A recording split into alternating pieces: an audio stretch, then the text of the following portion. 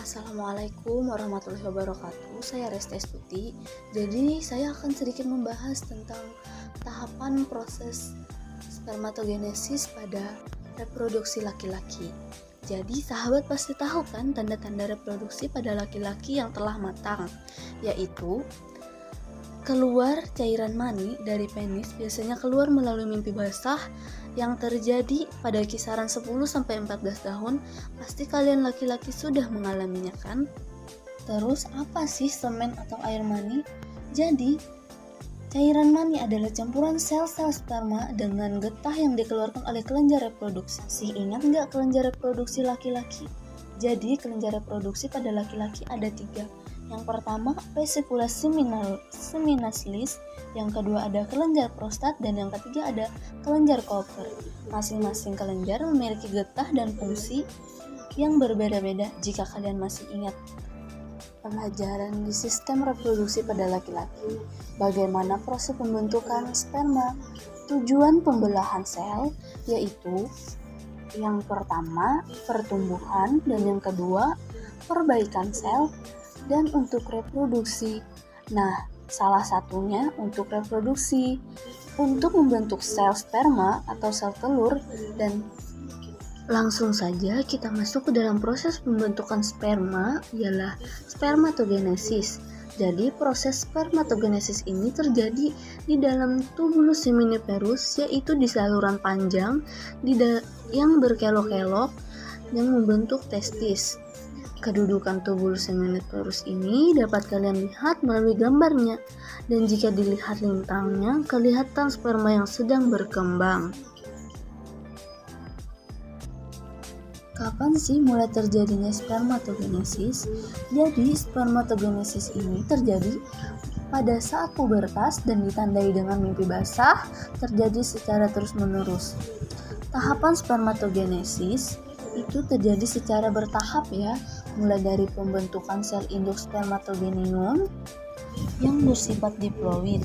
Kemudian sel induk spermatogenium membelah secara mitosis menjadi spermatosit primer yang bersifat diploid.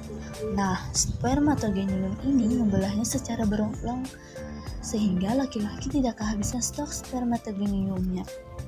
Nah, pembelahan spermatogenium menjadi spermatosit ini dilakukan secara mitosis.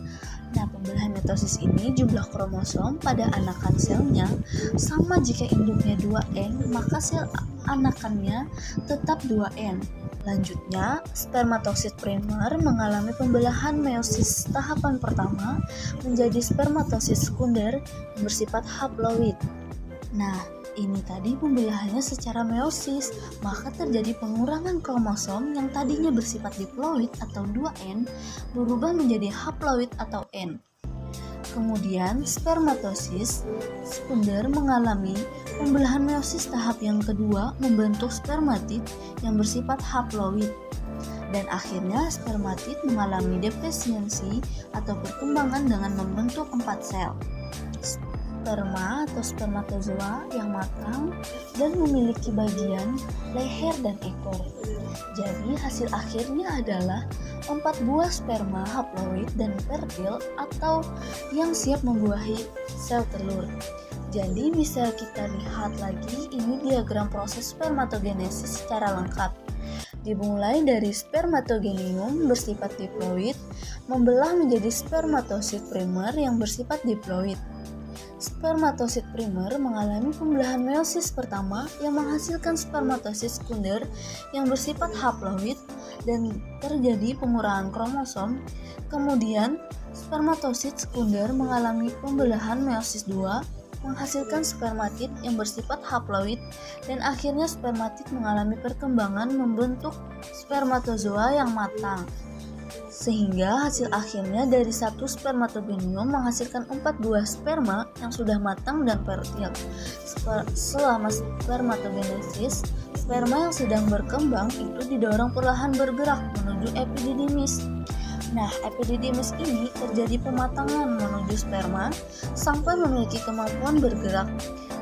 Waktu yang dibutuhkan 70-75 hari dan kurang lebih 100 juta sperma diproduksi di testis setiap harinya dengan ukuran panjang 0,6 mm.